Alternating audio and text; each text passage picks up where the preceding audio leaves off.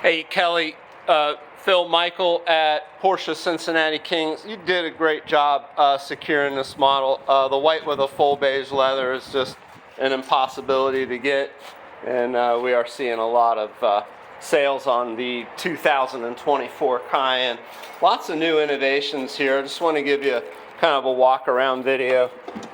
You see the tow hitch right here, and then you see that little 4-screw plate. If you want electric, you got to put that little coupling in there. Looking in here, that is your full height spare. And you see there's a little extra space. That's a front license plate holder. I don't think you'll need that. And then you'll notice when you flip this lever, that will be the release. And then you just kind of angle it out and then snap it back into place. And then there is a spot right here, 40-20-40 split. And then that will lower the canopy. If you press the one with the key, that is actually going to lock the car if you have the key on you as well. So right here you'll notice we've got a little indenture. See, I lock and I come over, it unlocks. It's that easy. Seat memories right here. Once you get mirrors and everything, you just hit set and then 1. You have seat memory on the other side. It's 14-way seats both sides. You can see right here, this pushes that out a bit, and then if you have short legs, you bring it in a little bit. There's a lot of height adjustment in the chair as well, and then that's the lumbar support. Ignition sequence is right here. Just plant your foot on the brake. I've got the keys. It starts for me. Nice place for keys there. Cup holders here. Cup holder resets there, and then the back doors as well.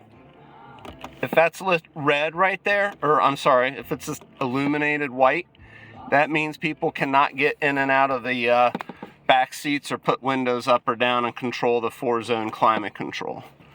That opens it, and that shuts the rear boot. Okay? Press that, and then use the arrows. Press that, that's the right mirror, use the arrows. Again, hit set and then 1, or if you're number 2, hit set and 2. That's probably you, Phil. So we go back over here and we'll look at doing a setup. And this is some of those login credentials and details that you gave us. They're going to become pivotal here. So we'll hit the next button here. You can log in with the QR code. So if you had your phone and it was scheduled with the recognized, you would have a much easier way to go, but we're going to go without the QR code. And then here's where we mentioned some of the information, is like your email address, which I panned down during that, so it's not part of the video presentation. And then just so you know, 1-800-PORSCHE is our roadside fuel delivery lockout, kind of anything you need incidental wise, and that's 24/7, and it's through Allstate as some of our dispatch, so that's reputable.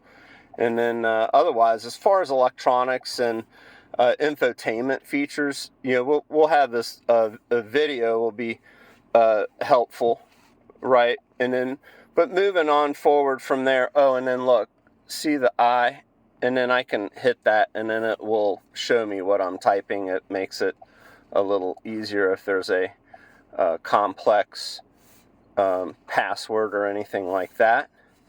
And I'm just kind of going off of memory here, but I'm going to log in, and then see here it says preparing registration. So if I entered everything in right, which I hope I did, we'll be able to begin the login sequence and all that features. When you are logging into a Porsche for like the first time, and see it says loading account, everything kind of goes wonky. See, the radio went off, things of that nature. One thing that's kind of cool and that I really wanted to get your details. Here, let's turn that off. See there? Volume. And you just push it. Or if you go over here, roll, and then see that scroller? Just push it. All right. So we want to log in without a security code because you don't want this thing bothering you every time you get in the car. So we'll hit that feature, and then we'll put your top digit code in there. I verified that it was the right 4-digit code, and then see it's verifying it. And then here I can click that button. I very much advise it, unless you have it for a business and you're tracking a vehicle or some weird stuff like that. And we do want to disable the privacy mode, because there's a Porsche app, and you download the Porsche app that is a black Porsche crest, or a black backsplash with the color Porsche crest. And then you download that app on your phone, and then you log in, and you're going to be able to see if your windows are up or down, if you need to lock your vehicle. Hey, did I lock my car? Or even better, if you lose your vehicle in a busy parking lot, or you got turned around because you were visiting a nearby city, you can just walk to your car and your phone will GPS sync in there. So those are all features that I'll ensure that are working. We're not going to pair up your phone, but we could do that at help you with a later date. See, it recognizes you right there, and then you can kind of go in there, and the 3 dots will allow you to delete or log off, or you wouldn't really need to do all that, but it shows you your settings. And then you hit the house again, and then you see your 3 screens. Now, a recurring theme here is if you hit the settings button, and I want to configure my screen, and then I actually do like this over here. So you see I made that setting. And then when your phone's connected, that's a way to get into Apple CarPlay. Now, I'm going to throw you for a loop here. To the naked eye, you see 3 tiles, but I see 9 tiles. 1, 2, 3, 4, 5, 6 main tiles, 7, 8, 9. Because when you click on them, different things happen. So here I can go to Sirius satellite radio or AM, which I will. I'll go to AM, and if I tap here, the other part of the tile, see, something else is happening. Click the inner tile, okay, and you get an entirely different screen. Notice the bows. See how it's highlighted blue? I went away from the play screen. He's a favorite now. I hit bows, okay. I want the surround sound. You got to make sure that that is connected. And in here, see these little icons? Back to FM. Back to Sirius. Listen now. So you do have a subscription for a period of time. Click, click, click, click, click. And you'll be able to make favorites, delete favorites. One thing I want to show you is, see the 3 dots I hit right there? I can adjust this order. Watch how I do it. Press and hold. Edit. Edit. New screen. What do you want to put where? Well, I want my favorites up high. Pull it up. Just put them second. I want the AM dial closer to the top, but not all the way there. Maybe right there. And then I do listen to my Apple CarPlay.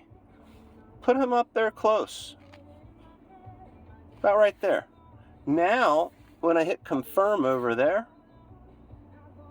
that's the new order right here. So I've got all my digits in place. And I can just live here at the home screen. Notice I push and I pull. Push one more time. See those? There's more stuff there. You can adjust this order much in the same way that I did the other.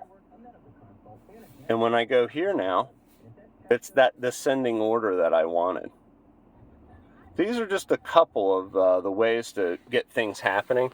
I do want to show you just quickly here is, this is a voice command center. So I press it once,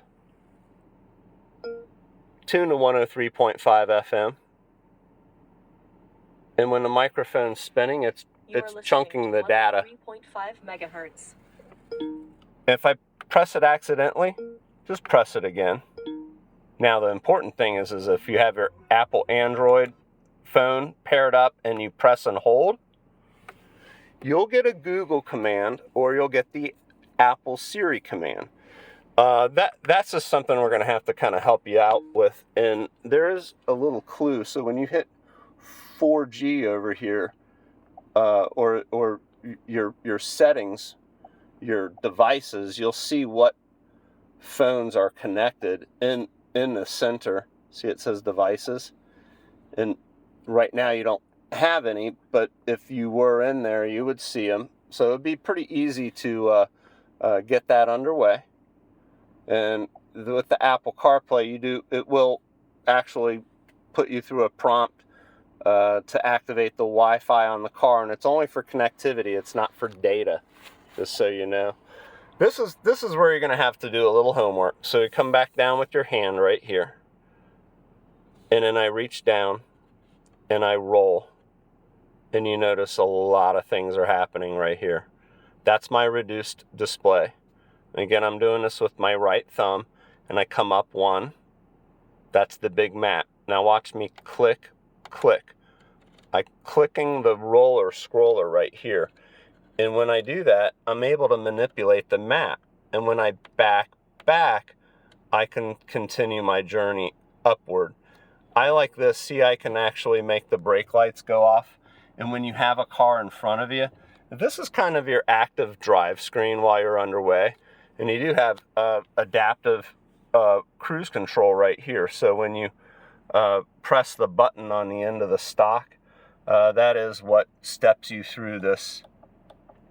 It's off right now, and then you just leave your hand off, and then it will just kind of go away. All right. Now, what I want to show you is once I go up another couple notches, I have the 3-dial screen. This is important, but if you roll all the way up, you notice there's 1, 2, 3, 4, 5 dials. Most folks are going to come down here and roll the scroller down 1 click. This is important. Do you see the arrows to the left and right? When I hit those, and you kind of have to keep your eyes peeled, do you see I'm moving through the right, left, center, and right dials? And when I get on one, oh look, I just rolled up one, and I've got the radio stations. I click once, I click twice, I get all the data populates right there, and I'm able to make changes to the radio stations. That was something that was missing on the previous generation Cayenne, and then you'll see I just back arrow key in, and I can see the other range of available features there. Most folks leave it there, or when they come over, they're on their radio station. Okay, I'm going to go back to the middle, 5 dials up, and then I roll down and I get my different views, and that is my reduced display is all the way down. Okay, and then all the way up, 1 down, and then I can move, and then I'm going to show you once. This is the left dial. So if you want your tire pressure monitoring or speed limit availability, we're on a private ground, so we're not going to see that. But that's a common or preferred screen. And then when you're in the middle, that's when you can really get into the heavy stuff. That's the night map. You see it's a little darker shaded, and that's the reduced display. That's all I'm going to show you for now, other than you do have some one-touch features right here. You just pull that back, and that will do the sunshade, and it'll do the roof automated. If you do touch it, it will stop it, and if you push it forward, it'll just take it in a completely closed position. And then these buttons are not like they're, did you hear they just give a soft touch. I'll just press it once, and that will close the bonnet all the way. You do have dual sun visors, so you can pull one away, and then you can pull this one down in front of you. And then you just bring them into the closed position. Nice handles here. Nice handles here, so if somebody's driving a little too fast. And then these are nice, better, more sturdy. I've noticed quite a few improvements. We also did want to show you, our general sales manager just got some new keychains, so he wanted to make sure that you get those. And then in your glove box, I've got your insurance card, your window sticker, and your 45-day permit on the back, so that will keep you in good shape until you get overnight title and things of that nature. And again, if you have any questions, it's Michael Anthony. It's at Porsche Cincinnati Kings, 513-851-5900.